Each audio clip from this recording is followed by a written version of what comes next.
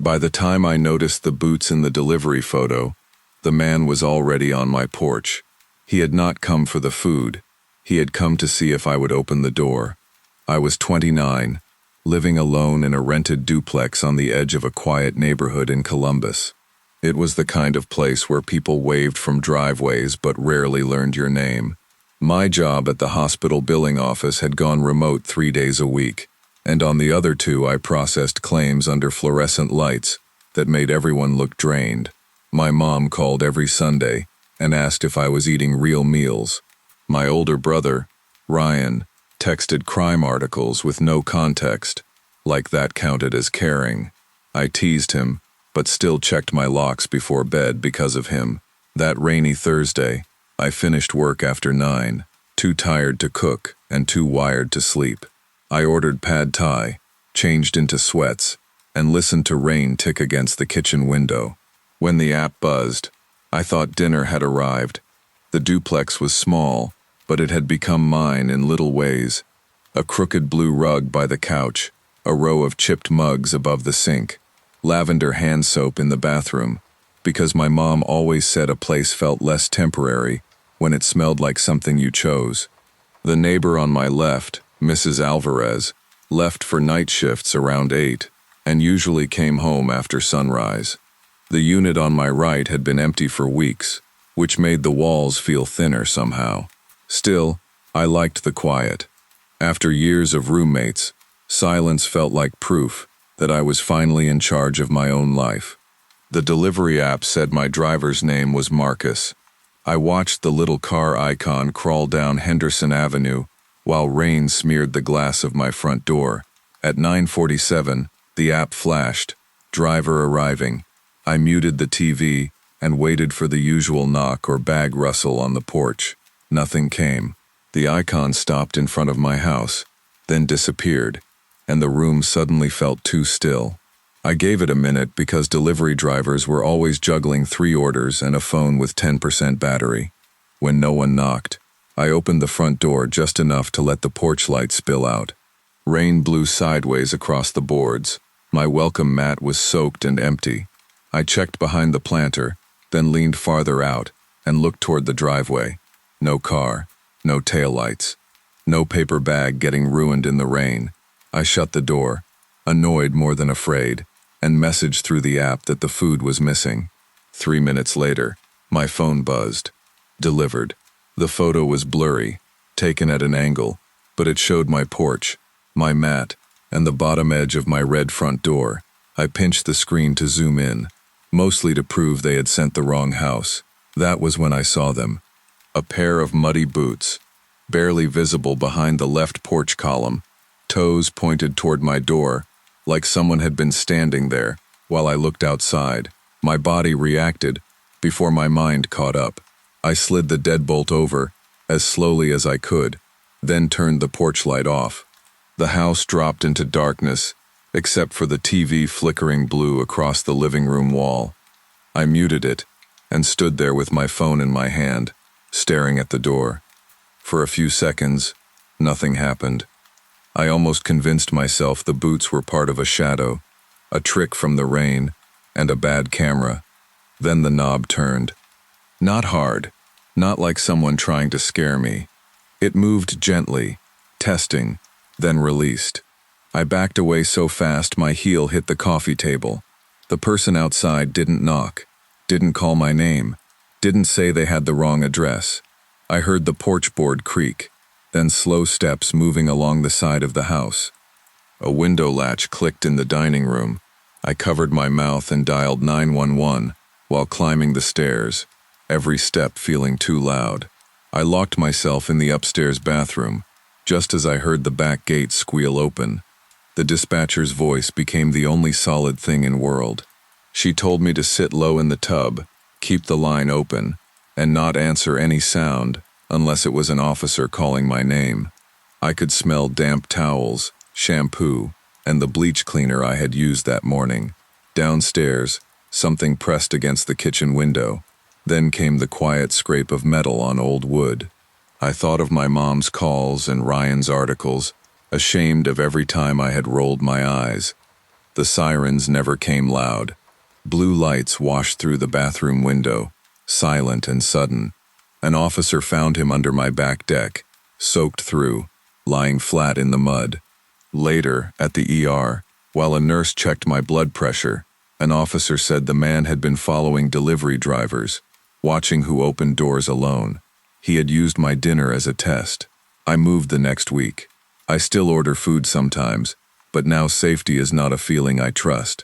It is a door I check twice, even when the world outside sounds quiet.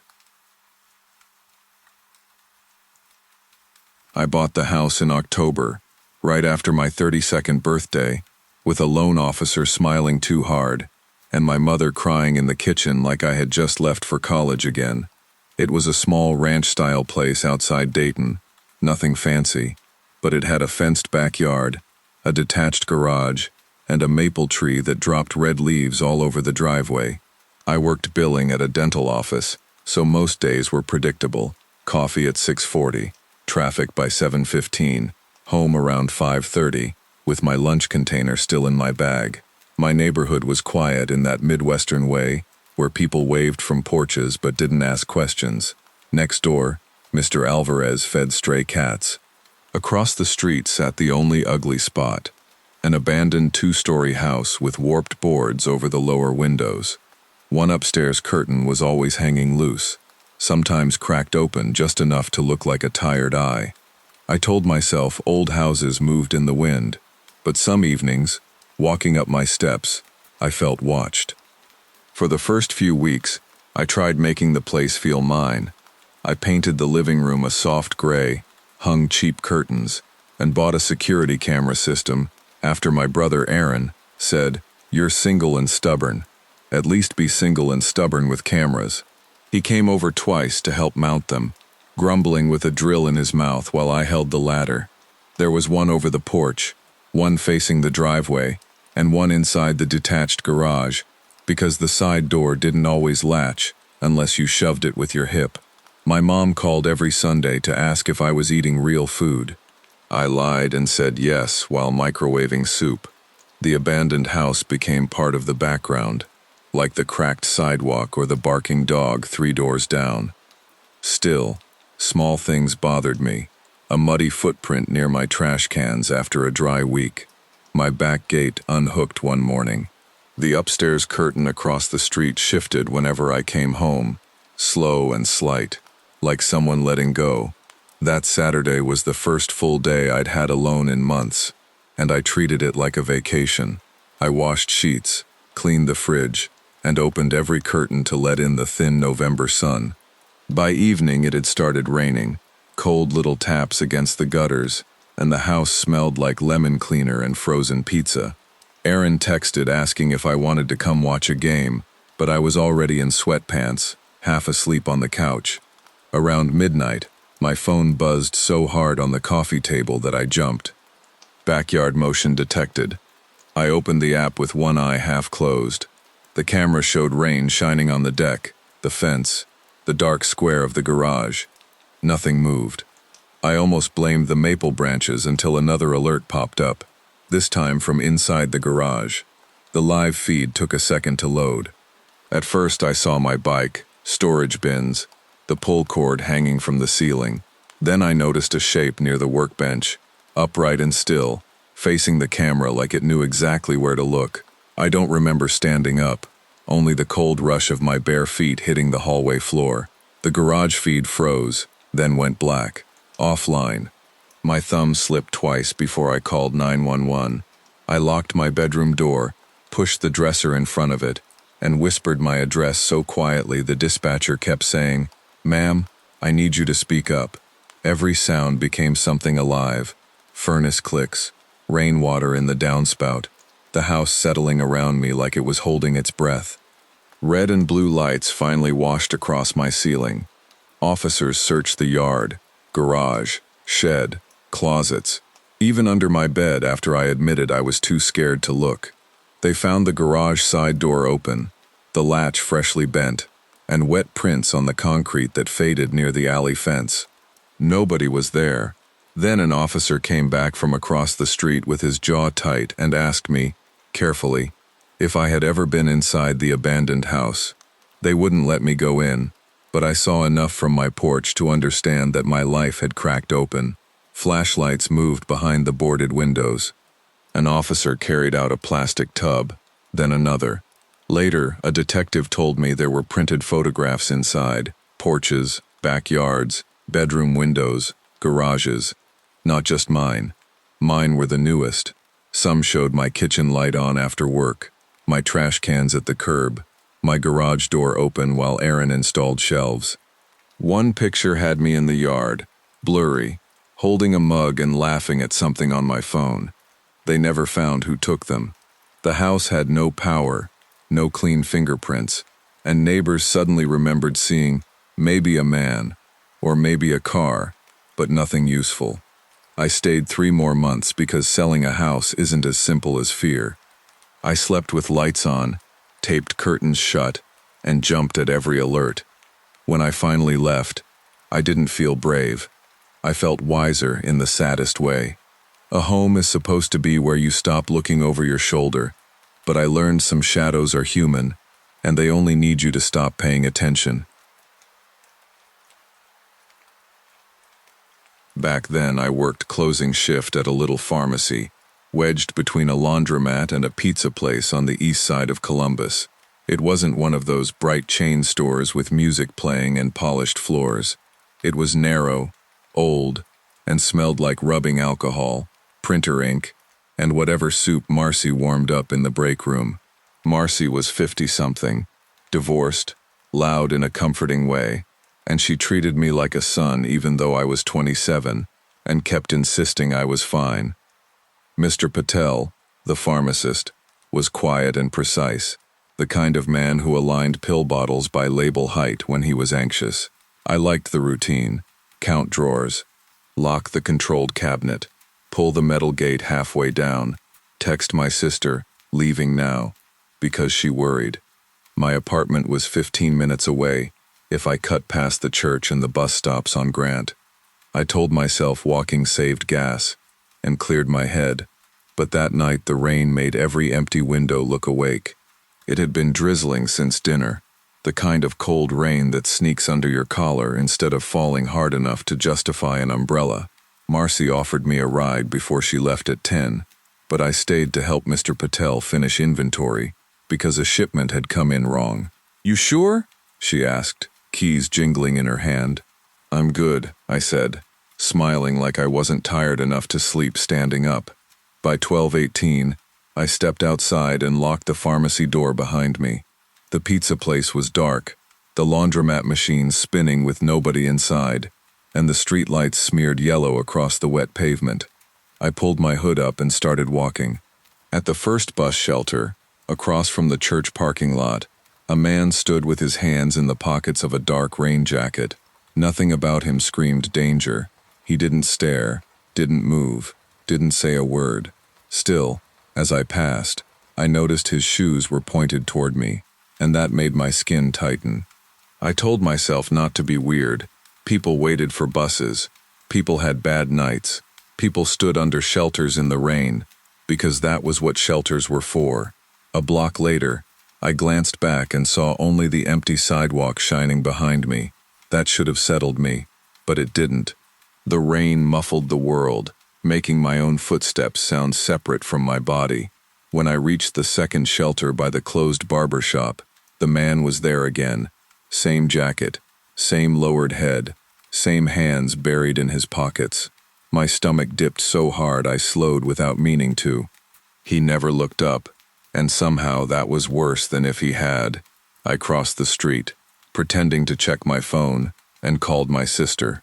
Voicemail. Of course. She worked mornings, and slept like the dead.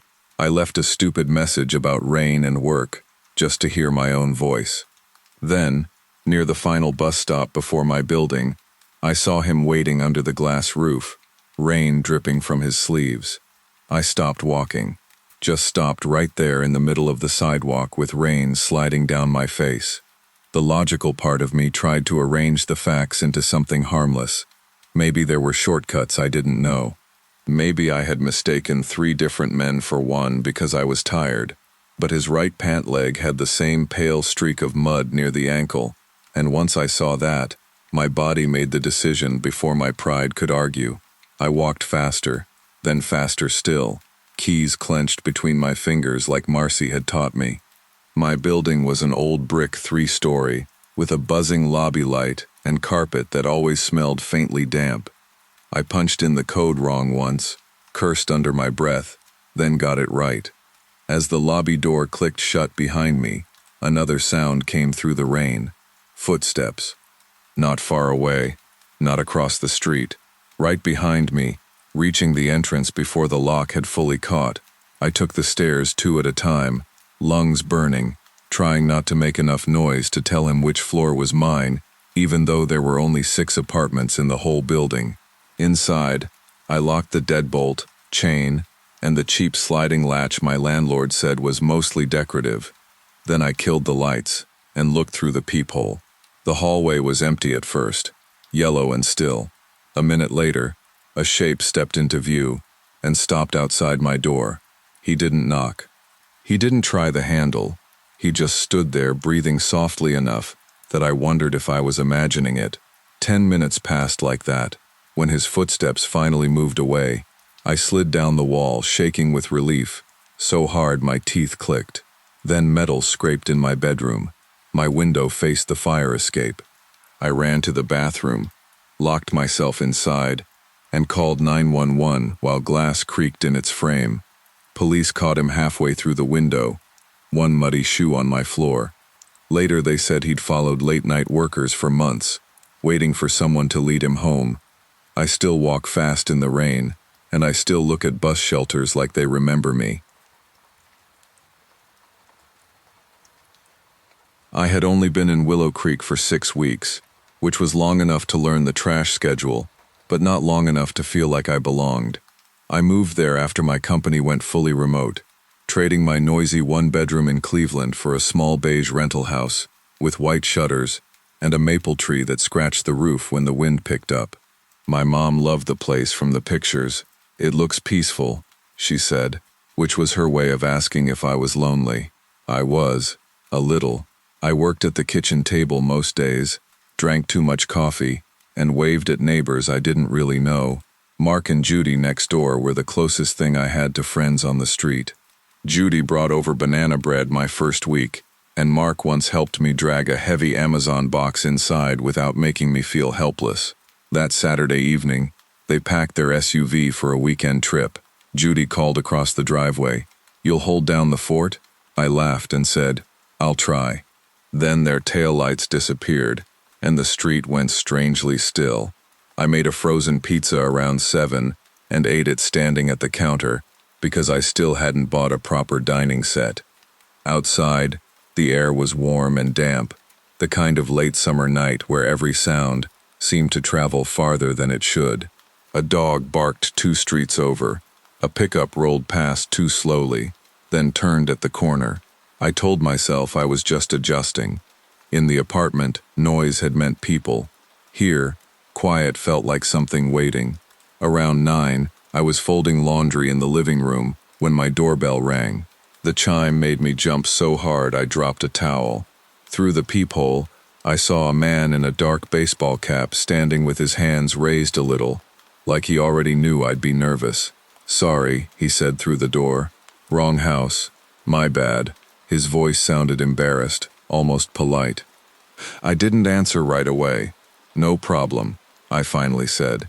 He nodded, even though he couldn't see me clearly, walked down the porch steps, and turned toward the sidewalk.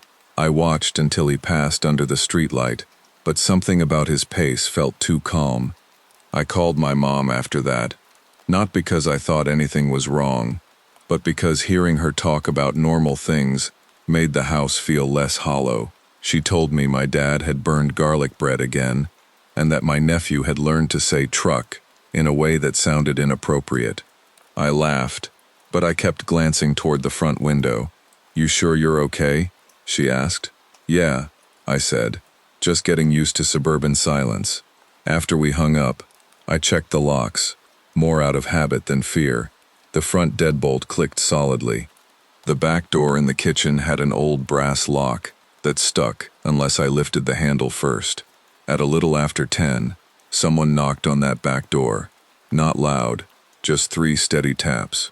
My body went cold before my brain caught up. The kitchen smelled like dish soap and cooling pizza sauce. I stood there barefoot on the tile, staring at the dark rectangle of glass in the door. A voice said, "Hey, I'm looking for Chris." He said this was his place. It was the same man from the porch. I didn't move closer. "You have the wrong house," I said, trying to keep my voice flat. He gave a soft laugh, like I was the one making things awkward. "Are you sure?" He told me beige house, maple tree, back entrance. That detail made my mouth go dry. Nobody named Chris lives here. There was a pause long enough for me to hear insects ticking in the bushes outside. Then he said, "Can you just open up for a second? My phone's dead." I looked at my own phone on the counter and thought about calling someone, but part of me still wanted to believe this was a stupid misunderstanding. "No," I said, "you need to leave." His tone changed, not angry exactly, just empty. "All right, sorry to bother you." I heard his shoes on the small wooden steps, then the side gate creak. I waited 10 full minutes before I breathed normally again. By 11:30, I had every downstairs light on and a kitchen chair wedged under the back doorknob, even though I felt ridiculous doing it. Then my smart doorbell buzzed against the counter. The motion alert opened to a grainy black and white view of my porch. The man in the cap was back, but he wasn't alone.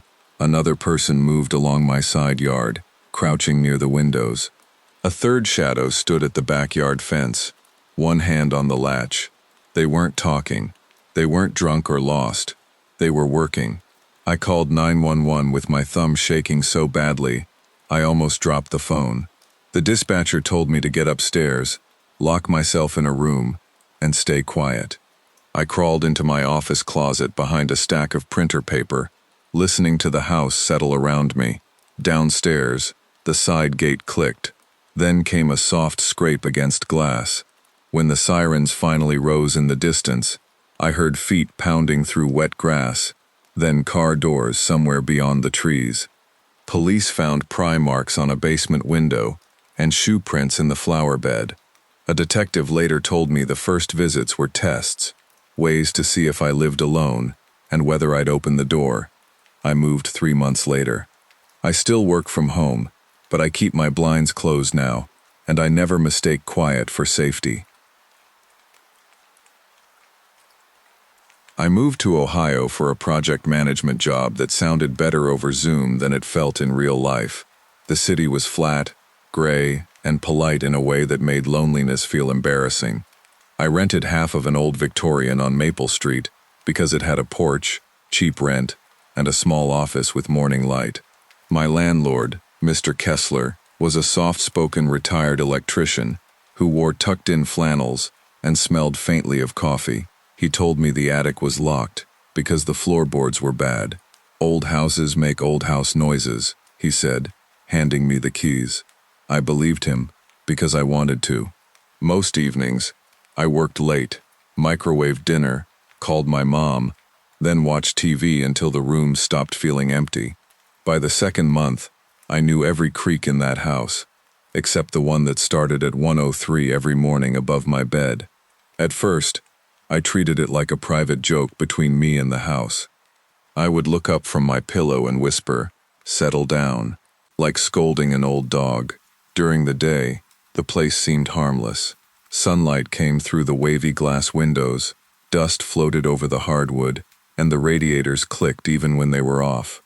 My coworker Leanne came over once with takeout and said the place had divorced English teacher energy, which made me laugh harder than it deserved to. I wanted to love it there. I wanted the move to mean I was brave, not just lonely. But little things bothered me.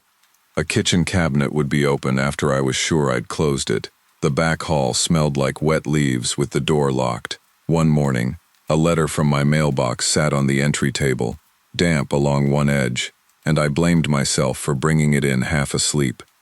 Fear offered me a ridiculous answer, and I took it. because the real one was waiting upstairs. The rain started on a Thursday and didn't let up until the neighborhood smelled like mud and clogged gutters. I worked from my dining room table all day, listening to tires hiss down the street and my boss talk in circles about deadlines. By 6, I was tired enough to order Thai food and eat it straight from the container. I remember feeling almost happy. The house was warm, the rain was steady, and for once I didn't feel like a guest in my own life. Then I went to throw the bag away and saw the first footprint. It was near the back hall, dark and wet, pressed into the wood grain. Another sat 3 feet ahead of it, then another. They led past the coat closet and up the narrow attic staircase.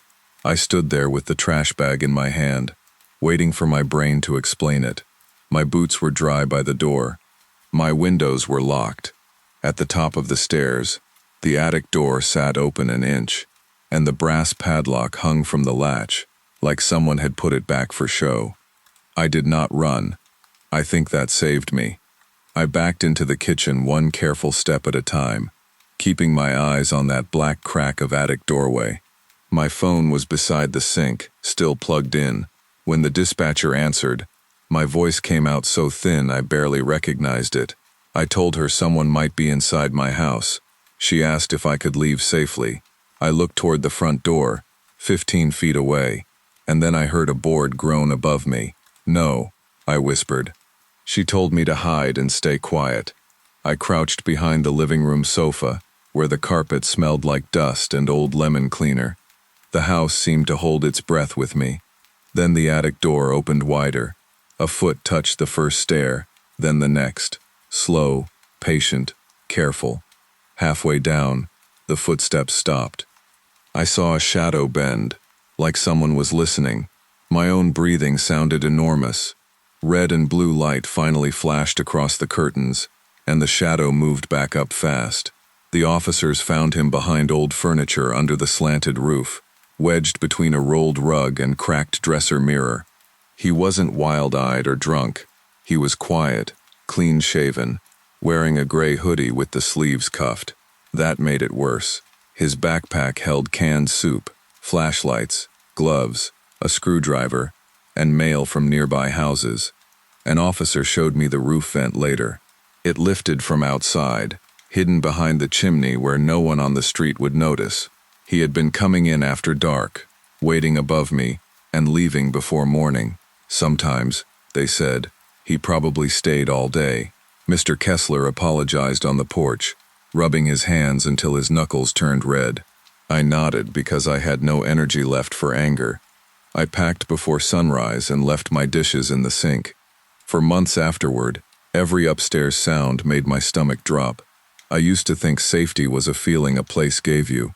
Now I know it is something you verify before you close your eyes.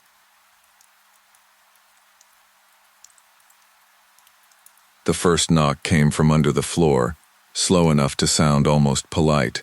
By the third one, I was standing barefoot in my dead grandfather's hallway, holding a kitchen knife I knew I would never be brave enough to use. I inherited the farmhouse that spring, though calling it an inheritance made it sound kinder than it was.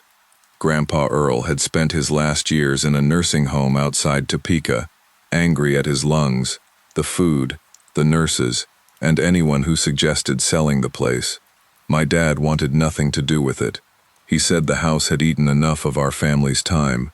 So I drove out alone on a Friday after work with trash bags, gloves, and the plan to clean just enough for a realtor. The place sat at the end of a gravel road, gray and leaning, with wheat fields behind it and a broken wind chime tapping the porch. I could still smell Grandpa's pipe tobacco in the curtains. By sunset, the house felt less empty than waiting. There had been no real electricity in the farmhouse for years, just a little gas generator my uncle had rigged up to run the kitchen lights, one outlet upstairs, and the refrigerator that no longer held anything but baking soda and mouse traps. I spent Saturday hauling boxes from the parlor, sneezing through dust, finding old church bulletins, mason jars, and birthday cards my grandmother had saved before she died. I hated how emotional it made me. I kept hearing my dad's voice saying, "Don't let that place get in your head." Around 9, I made instant coffee on a camp stove and sat upstairs in Grandpa's old bedroom with a paperback I had brought but couldn't focus on. Outside, wind pushed dry grass against the siding. The generator coughed behind the shed, steady and ugly. Around midnight, I noticed a thin orange glow under the basement door at the end of the hall. I stared at it for a long time, telling myself I had left some light on, even though I knew I hadn't. The basement door had always bothered me as a kid. It was narrow, painted brown, and swollen from years of damp weather. Grandpa used to keep it hooked with a little brass latch, because he said raccoons got in sometimes. I stood in front of it now, listening. Nothing. No footsteps. No whispering. Only the generator outside, and the wind dragging branches across the roof like fingernails. "Hello?" I called, feeling stupid the second I said it. No one answered. I opened the door, and the smell hit me first. Wet dirt and old concrete. The glow came from below, flickering against the stairwell wall. I took 3 steps down, then 5. Halfway, I realized it wasn't from any bulb. It moved too softly. It was a lantern, sitting somewhere around the corner at the bottom. My mouth went dry. I leaned forward, trying to see who had left it there, and the flame disappeared. Not dimmed, not burned out. Covered. The basement went completely black beneath me. I don't remember turning around, only the pain in my shin when I slammed into a step and kept climbing anyway. I threw myself into the hall, shut the basement door, and jammed the latch down with shaking fingers. Then I dragged Grandpa's old dresser in front of it, the feet screaming across the wood. My phone had 1 bar near the upstairs window. I called the county sheriff and whispered my address, like speaking louder would invite whatever was below me closer. The dispatcher told me deputies were on the way, but the farmhouse sat 20 minutes from town on a good night. I crouched near the window, watching the driveway and the black fields beyond it. Then came the knocking. 3 slow taps from under the floorboards. A pause. 3 more. My skin tightened until it hurt. The basement handle rattled once, softly, testing, then harder. The dresser shifted an inch. I backed away, staring at that door, and heard a man cough on the other side. The deputies arrived without sirens, 2 cruisers rolling up the gravel, with their headlights bouncing across the porch. I ran outside so fast I forgot my shoes. 1 deputy put me in the back of his cruiser, while the others went in with flashlights and hands near their holsters. Through the windshield, I watched the house pulse with white beams behind the windows. It looked alive, in a way it never had when my family owned it. They forced the basement open and found no one. What they found was worse in a quieter way.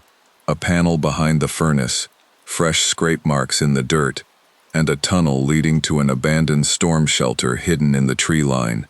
There were blankets, canned beans, water jugs, cigarette butts, and mail with Grandpa's name on it.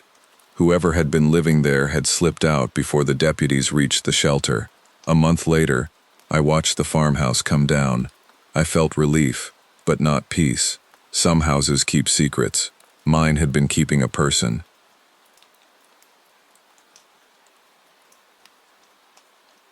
My wife, Emily, hated leaving on that trip, even though she tried to act casual about it. Her mother had just come home after a rough hospital stay, and Emily's sister needed help getting the house ready, so she packed a weekend bag while apologizing every 5 minutes. I kept telling her, "We'll be fine," like I was some seasoned dad instead of a guy who still checked the diaper tabs 3 times.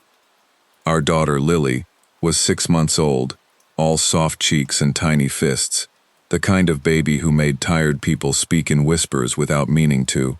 That Friday evening, after Emily kissed us both goodbye, the house felt too clean and too quiet. I made frozen lasagna, forgot to eat half of it, and carried Lily around the living room, while rain tapped against the windows. By 9, I had her upstairs in the nursery, the little nightlight glowing beside the crib, and I stood there longer than I needed to, watching her breathe until the monitor crackled beside my hand. We had bought that baby monitor because Emily wanted the one with the clearest video and the two-way talk feature. I used to tease her about it, saying Lily didn't need a security detail. But that night I was grateful for the little screen on the coffee table. I settled on the couch with a blanket, a half-finished beer, and some action movie I barely followed. Every few minutes I glanced down. Lily slept with one arm above her head, her mouth slightly open, peaceful in a way that made my chest ache. Around 11, I checked the doors like Emily always asked me to do. Front locked, sliding door locked, kitchen window locked, though the latch stuck if you didn't push it hard. The rain had turned heavier, washing the backyard into blurry shadows. I remember thinking the house had its own sleepy rhythm, furnace humming, refrigerator clicking, floorboards settling. Then, close to midnight, the monitor hissed with static so sharp I sat up, and a man's voice whispered, "He's asleep now." I froze with the remote still in my hand. The voice had been soft, almost bored, like someone standing in another room trying not to wake anybody. My first thought was interference. We lived in a tight subdivision, and the houses behind us were close enough that I could smell somebody grilling in the summer. I stared at the monitor. Lily was still asleep.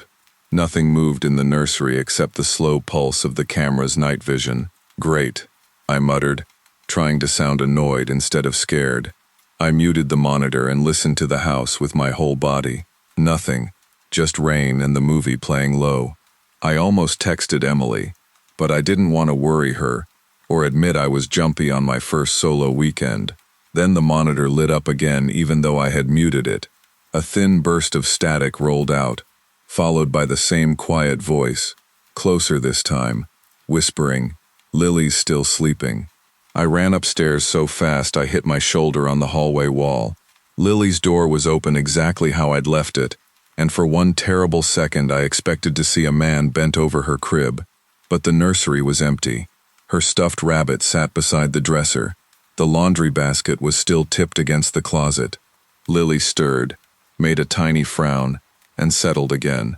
I grabbed her without thinking, holding her against my chest as her warm breath dampened my shirt. That was when I heard it below us. One slow footstep, then another. Not the house settling, not rain, a real person shifting weight on our hardwood floor. My mouth went dry so completely I couldn't swallow. I backed into the nursery, locked the door, and dragged the rocking chair in front of it while Lily began to whimper. With one hand under her head, I called 911 and whispered, "Someone is in my house," just as the stair at the bottom creaked. The dispatcher kept me talking while I sat on the floor with my back against the crib, Lily pressed to my chest, her cries muffled against my shoulder. I heard movement downstairs, then silence, then the distant rise of sirens cutting through the rain. Whoever was in the house heard them too. A door slammed hard enough to shake the nursery window. When officers came up, one of them said my name gently through the door before I let them in. They found the back door forced open near the kitchen. The frame splintered where the lock had given way. Muddy footprints crossed the tile, past the baby bottles drying by the sink, and stopped near the staircase. Later, an investigator explained that the intruder had used the monitor's two-way button from inside the house, probably thinking I had fallen asleep on the couch. We replaced the monitor, fixed the door, and added cameras, but none of that fixed me. I still wake up at night and listen too hard, because silence, I learned, does not always mean you are alone. I was 34 then, old enough to know better, and still young enough to pretend I was fine walking anywhere alone. I lived in a narrow blue house on Maple Street, with a sagging porch, and a backyard barely big enough for 2 patio chairs I never used. My sister, Claire, hated it. She said the locks looked cheap, and the alley behind it felt like somewhere people left bad decisions. My dad called the neighborhood up and coming, which was his gentle way of admitting it wasn't there yet. I worked payroll at a dental supply company, answered emails all day, and came home to tea, leftovers, and the lamp over my kitchen sink. That Friday, I almost canceled on Mara's birthday dinner. because rain had been hanging in the air since lunch. But she texted, "You're not bailing, recluse," and I laughed because she knew me. By 9, we were packed around a sticky table, sharing fries and bad dating stories, and I had no idea how badly I'd want that noise back. Dinner ran long because Mara kept ordering one last dessert, and by the time we stepped outside, downtown had that wet black shine it gets after light rain. Claire called while I was hugging everyone goodbye. "Want me to grab you?" she asked, her baby fussing in the background. I told her no. The rideshare was surging, the bus was late, and Bishop Park cut almost straight to my block. I had taken it a dozen times in daylight, usually with coffee in hand. At night, it felt borrowed from another city. The basketball courts were empty, the fountain was off, and the trees threw broken shadows over the path. I noticed the jogger by his breathing first, steady and close behind me, then by his gray hoodie passing on my left. He didn't look at me. He just ran ahead until the path curved near the pond. 5 minutes later, after I turned to avoid a flooded section, he came toward me again from the opposite direction. I told myself loops were normal. Joggers ran loops. People had routines. My brain, which could turn a noise in the dryer into a crime scene, was just doing what it did best. Still, I changed direction again, taking the path by the maintenance shed, where the air smelled like wet mulch and old leaves. The park was so quiet I could hear traffic hissing 2 blocks away. Then the same shoes slapped pavement behind me, not fast, not slow, just close enough to keep matching my fear. I didn't run. Instead, I called Mara and talked too loudly about her cake, her candles, anything. "You okay?" she asked. "Yeah," I said, watching the jogger stop under a lamp and bend like he was tying his shoe. "Just keep me company." I reached Maple Street at 11:27, hands shaking so hard I dropped my keys on the porch. Inside, I locked the deadbolt, chain, and back door, then made chamomile tea, because that's what calm people do. When I pulled the kitchen blinds, he was across the street, facing my house. For nearly 15 minutes, I stood with my shoulder against the refrigerator and watched him through the gap in the blinds. He didn't smoke, check his phone, or stretch. He just stood there, hood low, rain dripping from it.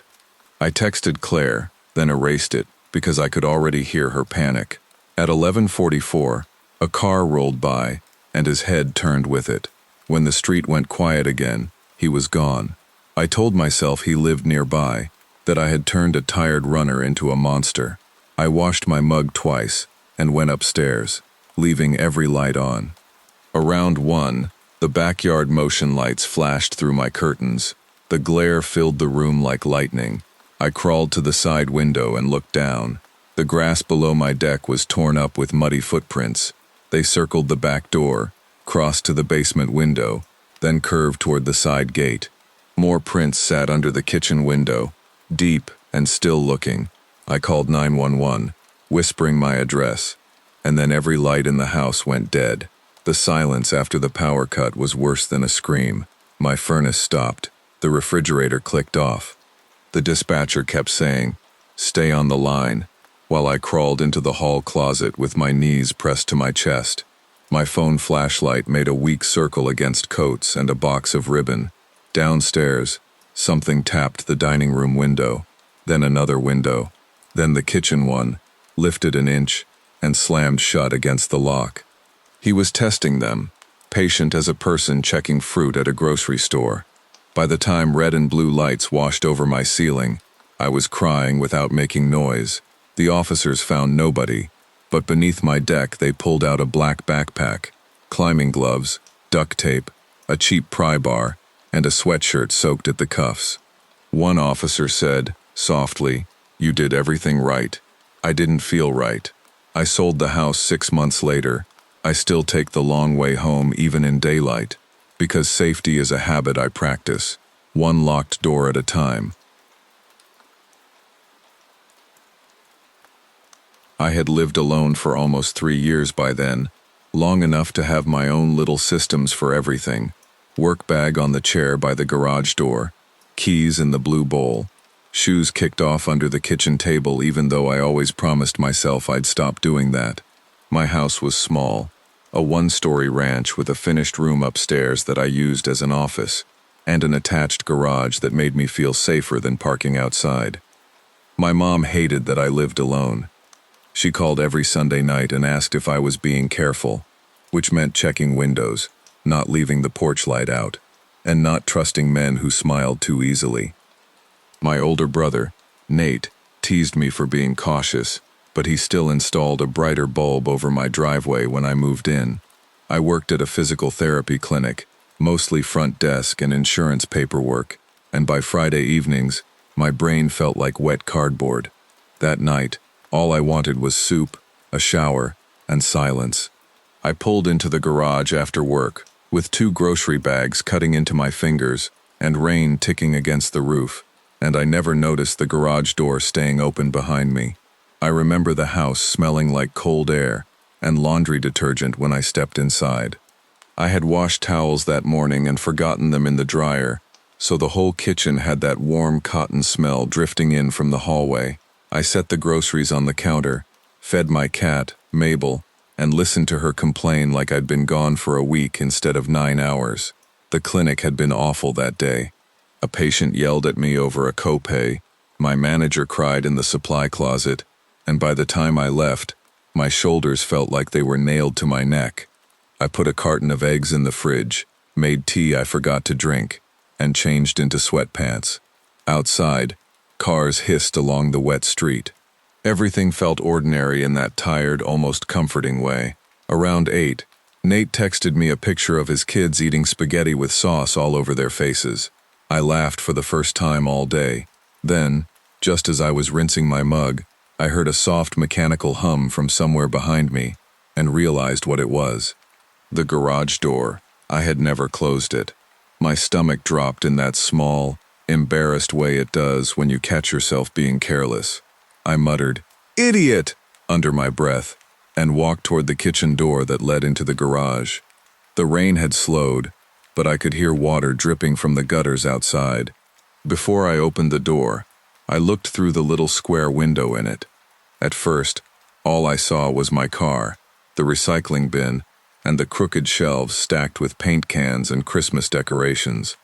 Then I noticed the dome light glowing inside my car. I stood there, confused, because I clearly remembered turning the car off. I always looked back at the dashboard before getting out. It was one of my habits. The light made the windows look smoky, reflecting the garage ceiling in dull gray shapes. I leaned closer to the glass, thinking maybe I hadn't shut a door all the way. That was when I saw the outline in the back seat. A shoulder, a bent knee, the dark shape of a head turned slightly toward the house. Someone was sitting inside my car, perfectly still. I didn't scream. I think that's what scares me most when I remember it. My whole body went quiet, like every part of me understood before my mind did. I stepped backward 1 inch at a time, afraid even my socks against the tile would give me away. Mabel brushed against my ankle, and I nearly sobbed. I reached behind me, found the deadbolt on the kitchen door, and turned it as slowly as I could. The click sounded enormous. For 2 seconds, nothing happened. Then the car door opened. I heard it clearly, that thick, rubbery pull followed by the faint dinging sound from the dashboard. Footsteps crossed the garage floor, slow at first, then faster. The handle on the kitchen door jerked once, hard enough to shake the blinds hanging over the window. I ran. I grabbed my phone from the counter, stumbled up the stairs to my office, and shoved my desk chair against the door, even though I knew it wouldn't stop much. Downstairs, the handle rattled again. Then someone knocked, softly, like they were trying to be polite.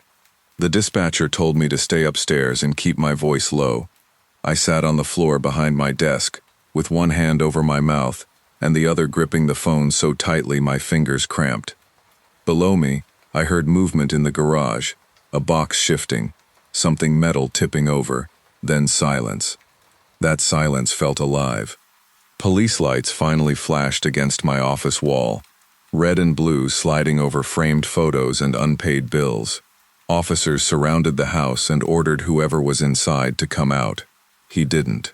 They found him crouched behind my storage shelves, wedged between a cooler and a stack of old moving boxes. He was a man in his 40s, soaked from the rain, with no real explanation that made sense. Later, an officer told me he admitted he'd seen the open garage from the street and slipped in while I was carrying groceries. He planned to wait until I fell asleep. I stayed with Nate for 2 weeks after that. I still live alone now, but not carelessly.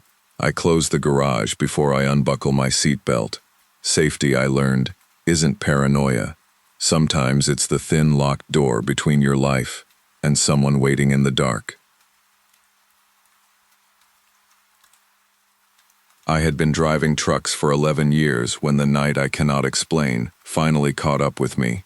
Not the kind of inexplicable that dissolves under morning light or looks foolish when you try telling it over breakfast. The kind that stays lodged somewhere behind your sternum, like a splinter you cannot reach. I have told this story exactly 3 times, once to my wife, once to my brother, and once to a man at a roadside diner in Kentucky who looked at me the way people look at someone they believe, but wish they did not. Every time I tell it, I leave something out. Not because I am protecting anyone or softening the edges for a nervous audience, but because certain details still do not feel safe to say out loud. I drove long haul out of Clarksburg, West Virginia, running regional freight mostly. Familiar roads, familiar dispatchers, familiar faces at the loading docks. I was not a superstitious man. I was a practical one. 11 years behind the wheel of a Kenworth T680 will cure you of romanticism pretty thoroughly. You learn that the road is just asphalt and painted lines, that strange noises have mechanical explanations, and that the loneliness of overnight runs is something your body eventually stops noticing, the way it stops noticing the smell of diesel. My name is Daniel Hayes. I was 43 years old the night I took that load. I have not driven that highway since, and I never will again. It was a Tuesday in late October when dispatch called me at 9:15 in the evening. I remember the time because I had just settled into my recliner with a reheated plate of my wife Karen's pot roast, and the game was 20 minutes from kickoff. Jerry Colton was on the line, one of the night dispatchers I had worked with for going on 6 years. Jerry was not a man who wasted words or called drivers at home without reason, so when I heard the particular flatness in his voice, I sat up straighter before he had finished his opening sentence. A load had come in late, pharmaceutical supplies bound for a distribution warehouse outside of Charleston.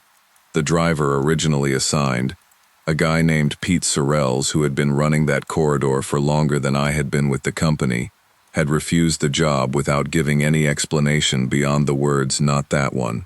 Jerry said Pete had walked off the dock, climbed back into his personal vehicle, and driven home. No write-up, no argument, just gone. The shipping company was offering double the standard rate for overnight delivery, with arrival before 6 in the morning. They needed someone who knew the mountain routes and could leave within the hour. I asked Jerry if there was anything wrong with the load.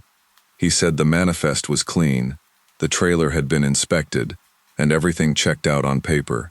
I asked him why Pete refused. Jerry was quiet for a moment, then said he honestly did not know, and that Pete was not answering his phone.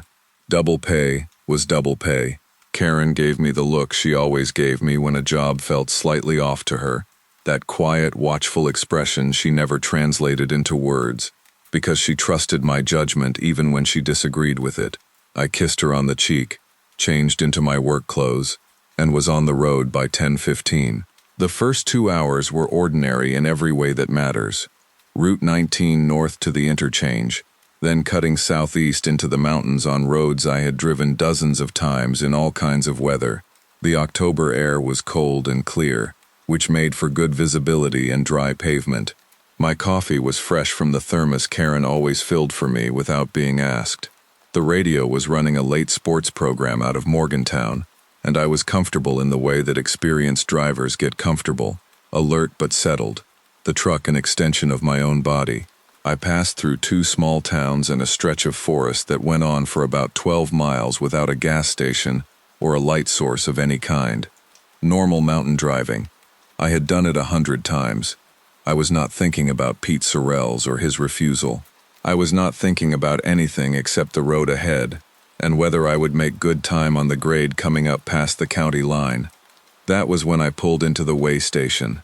The way station on that stretch of highway was one of those older facilities that felt like it belonged to a different decade.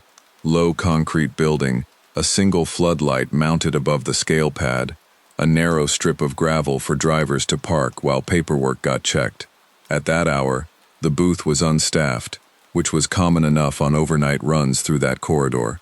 I pulled onto the scale pad out of habit, waited for the green light, and then eased the truck forward into the parking strip to check my logbook before the next long grade.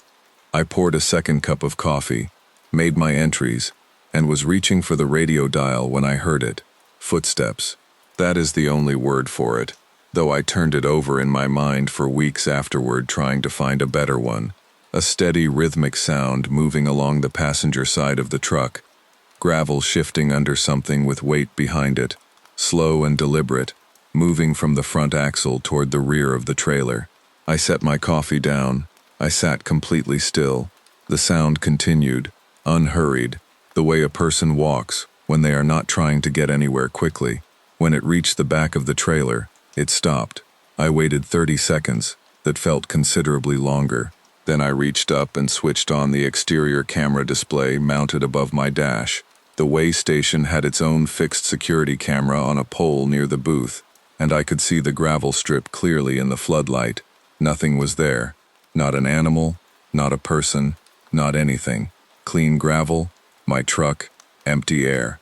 I sat with my hand on the door handle for a full minute before I convinced myself that sound travels strangely off concrete and mountain walls, that an animal could have crossed behind the trailer and moved into the dark before I checked the camera, that there was a perfectly sensible explanation for what I had heard. I pulled back onto the highway and kept driving. I want to be precise about the timeline because the sequence matters. The way station incident happened at approximately 12:40 in the morning. The first movement in the sleeper happened at around 1:15, roughly 35 miles further down the mountain route. I had not stopped again. I had not opened the sleeper door. I had not heard anyone or anything since leaving the way station. I was on a long curve that required my full attention, watching my mirrors and managing my speed on the grade, when I became aware of a sound behind me that had no business being there. It was subtle enough that I told myself I imagined it. A soft shifting, like fabric moving against fabric, like someone adjusting themselves on a mattress. I do not startle easily. 11 years of overnight driving teaches you to separate genuine alarm from the ordinary sounds a truck makes when it is loaded and working on an incline. I ran through the mechanical explanations first. Load shift in the trailer, something unsecured in the cab storage, the cab itself flexing on the frame. I kept driving. 2 minutes later, I heard it again. Clearer this time, the specific complaint of a mattress spring under a change in weight. I pulled over onto a wide gravel shoulder, left the engine running, and opened the sleeper compartment door. The overhead light came on automatically. The bunk was exactly as I had left it that morning. Blanket folded at the foot, pillow against the cab wall, my spare jacket hanging on the hook, my road atlas on the shelf. Nothing was out of place. Nothing was there. I stood in the doorway for a long moment, looking at every corner of that small space with the particular attention of a man who wants very much to find a rational explanation. I checked under the bunk, which barely had room for the storage box I kept there. I opened the overhead cabinet and the side compartment. Empty, latched, normal. I pulled the sleeper door shut and sat back down behind the wheel. I told myself it was the load shifting. I told myself it was the mountain air playing with sound. I put the truck in gear and drove on, and the road unreeled ahead of me through the dark, and I tried very hard to believe my own explanations. By 2 in the morning, I had stopped believing them entirely. The activity had a rhythm to it that felt purposeful, in a way I cannot fully articulate. a quality of intention that separated it from random mechanical noise. My coffee cup, which I had set in the console holder between my right hand and the gear shift, was on the dash when I glanced down during a straightaway. Not fallen over, not rolled. Simply placed on the dash as if someone had moved it there carefully. My logbook, which I keep on the passenger seat, was gone for approximately 4 minutes before I found it resting on the sleeper mattress behind me when I turned to check. The blanket at the foot of the bunk had moved, not fallen to the floor, not pulled aside dramatically, just moved in the way a blanket moves when someone sits down on the edge of the mattress. I turned on my CB radio. I was not sure who I was going to talk to or what I was going to say. The first voice that came back to me was a driver named Chester, who identified himself as running north about 20 miles ahead of me. I told him I was having a strange night. He asked me what route I was on, and I told him. There was a pause that lasted long enough to be uncomfortable. Then Chester asked me, quietly and without any theatrical emphasis whatsoever, if I had picked anyone up. I told him I had not. He said that was good, that I should keep my eyes on the road and not look at the mirrors any more than I needed to. I asked him what he meant. He said there was a driver who used to run that mountain corridor, a man who had been killed in a jackknife accident somewhere on that road in the early 1980s, and that certain drivers believed he was still out there looking for a way back. Chester said he had heard the sounds himself once, years ago, on the same stretch. He had pulled over, refused to continue, and waited for daylight before driving out. He told me that was the only advice he had. I thanked him, and kept driving because I was 43 miles from the delivery point, and the sky was beginning to show the first gray suggestion of approaching dawn at the far edge of the eastern ridgeline. It was at the next straightaway, a long flat section between two grades where I habitually glanced at my side mirror to check trailer sway, that I saw the reflection clearly. A figure, seated on the edge of my bunk, facing forward, completely still. I cannot tell you with any certainty what the figure looked like beyond the basic outline of a person sitting quietly in the dark of a sleeper cab. I looked back at the road immediately, the way you do when survival instinct overrides every other impulse. When I checked the mirror again, the bunk was empty. I did not stop. I drove the remaining 43 miles without looking at that mirror once. I backed the trailer into the loading dock at the Charleston distribution warehouse at 5:47 in the morning, 13 minutes before the delivery deadline. The dock supervisor, a heavy-set man in a yellow safety vest whose name tag read Gordy, walked me through the paperwork with the brisk efficiency of someone who had processed 1,000 overnight deliveries and regarded each one as interchangeable with the last. I signed where he indicated. He handed me my copy. 2 of his crew began opening the trailer doors while a third operated the dock lift.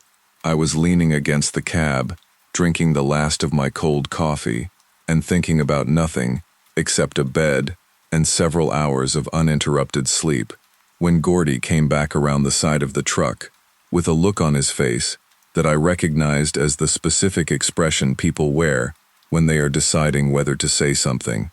He said it casually, the way people deliver information they assume is unremarkable. He said that his guys mentioned someone had been sitting in the sleeper the whole way in, waving through the little rear window, and they had figured it was my co-driver or something. He asked if my co-driver was still back there. I set my coffee cup on the side step very carefully. I said I did not have a co-driver. I said I had driven that load alone. Gordy looked at me for a moment, then looked back at his crew, then looked at the truck. He said, "Huh," and then seemed to decide that the paperwork was more important than whatever had just been said, and walked back toward his office. I stood beside the Kenworth in the gray morning light and looked at the sleeper window. The glass was slightly fogged from the inside, the way glass fogs when something warm has been sitting close to it.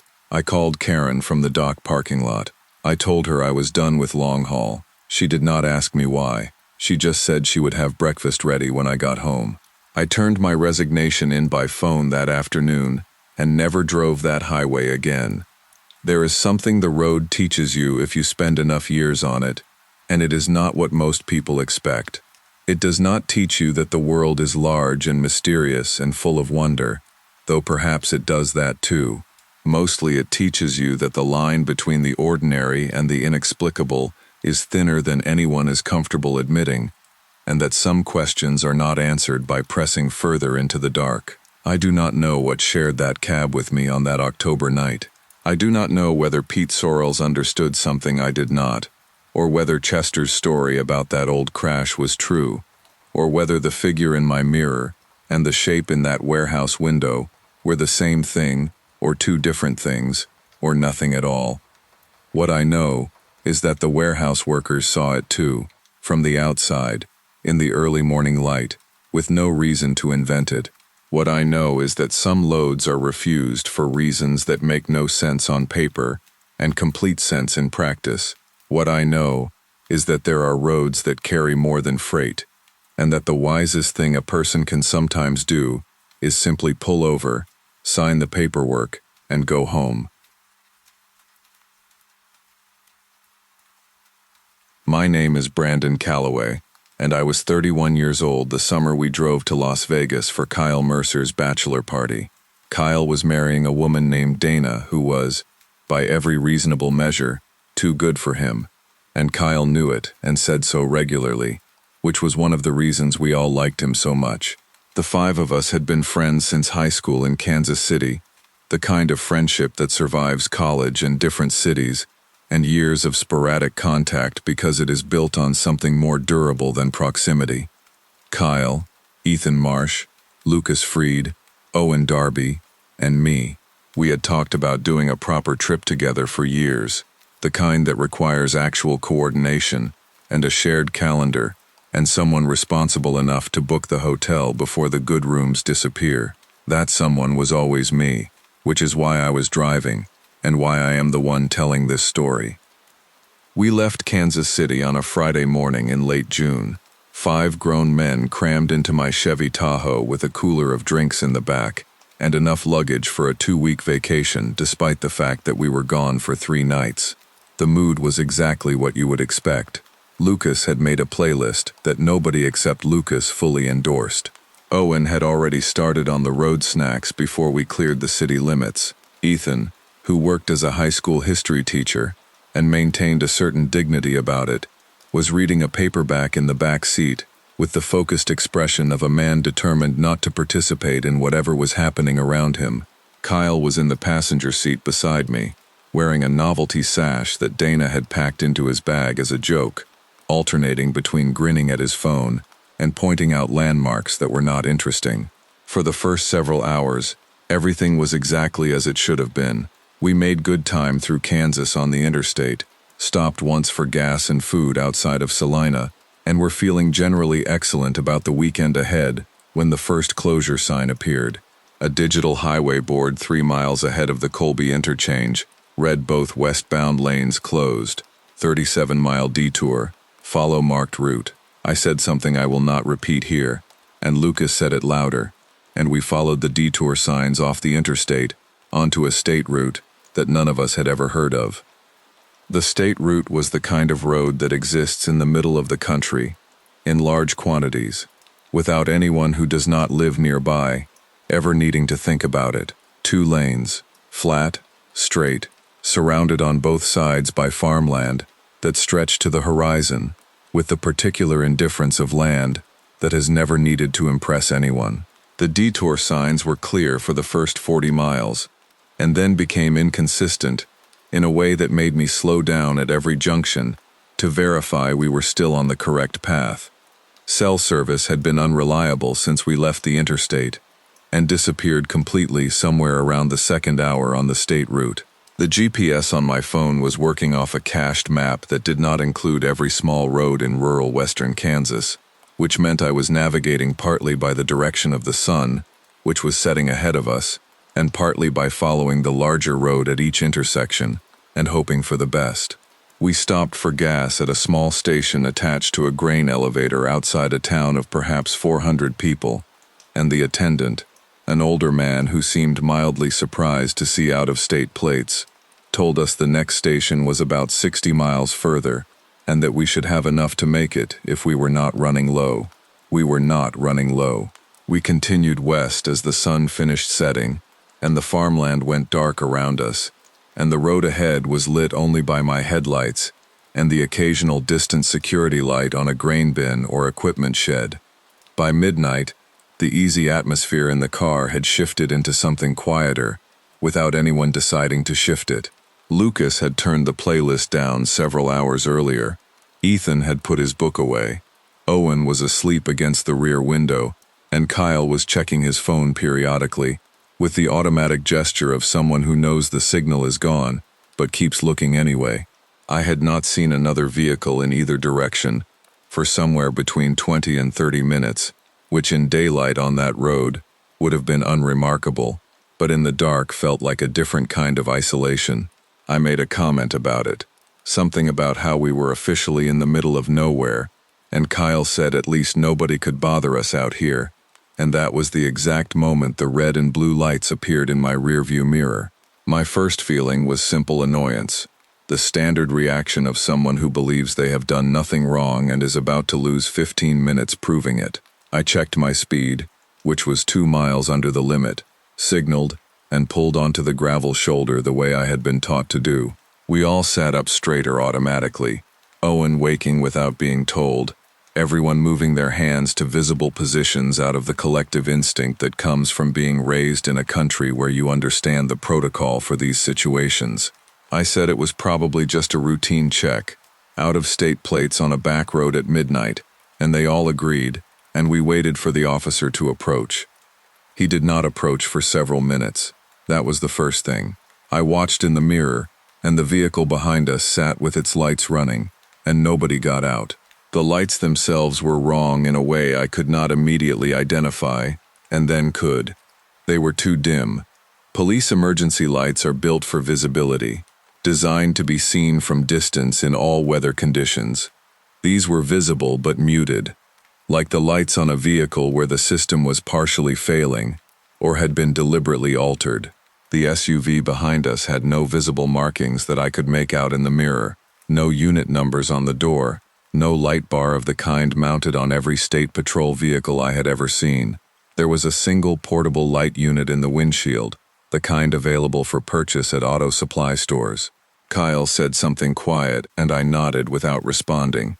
When the man finally got out, he was wearing dark clothing that resembled a uniform without being one, the way a costume resembles the real thing from a distance and fails closer up.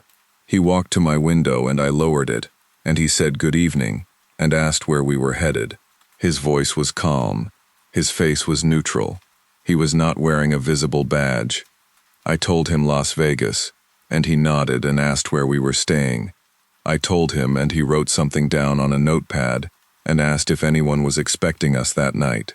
The question landed wrong on everyone in the car simultaneously. I felt Kyle go still beside me and heard Ethan shift in the back seat. I answered that our hotel was expecting us, and he nodded again and asked if we were carrying cash. I said I did not think that was relevant to a traffic stop. He moved past that and asked if anyone in the vehicle owned a firearm. I said I was not going to answer questions that were outside the scope of why he had stopped us, and asked him to explain the reason for the stop. He did not answer that directly either. Instead, he said he needed one of the passengers to step out of the vehicle and that the rest of us should remain inside. He was looking at Ethan when he said it. I did not look at Ethan, because I did not want to give anything away, but I heard Kyle's hand move to his phone in the dark between the seats.